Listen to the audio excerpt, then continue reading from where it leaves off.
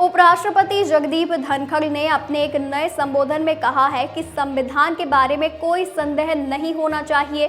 संविधान क्या होगा, इसे अंतिम रूप से तय करने वाले निर्वाचित प्रतिनिधि ही होंगे और इससे ऊपर कोई अथॉरिटी नहीं होगा। उन्होंने कहा कि संसद सुप्रीम संस्था है। राज्यसभा के सभापति उपराष्ट्रपति जगदीप धनखड़ ने दिल्ली विश्वविद्यालय में एक कार्यक्रम को संबोधित करते हुए कहा कि संविधान के पद औपचारिक या सजावटी हो सकते हैं। मेरे हिसाब से नागरिक सर्वोच्च हैं, हर किसी की अपनी भूमिका होती है। उपराष्ट्रपति ने एक बार फिर संविधान कोर्ट की आलोचना की और सुप्रीम कोर्ट द्वारा संविधान की प्रस्तावना को लेकर व्याख्याओं में असंगति पर सवाल उठाया। जगदीप धनखड़ ने कहा कि एक मामले में सुप्रीम कोर्ट ने कहा कि प्रस्तावना संविधान का हिस्सा नहीं है।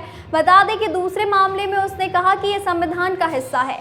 बता दें कि गोलकनाथ केस में संसद अनुच्छेद 368 के तहत मौलिक अधिकारों को संशोधित या समाप्त नहीं कर सकती, क्योंकि मौलिक अधिकार संविधान का अभिन्न हिस्सा है, यानी कि संसद को मौलिक अधिकारों में कटौती करने का अधिकार नहीं है। बता दें कि केशवानंद भारती केस में सर्वोच्च न्यायालय की 13 जजों की संविधान पीठ ने 7-6 के बहुमत से फैसला दिया कि संसद अनुच्छेद 368 के तहत संविधान के किसी भी हिस्से को संशोधित कर सकती है, लेकिन ये संविधान की मूल संरचना यानी बेसिक स्ट्रक्चर को नष्ट नहीं कर सकती।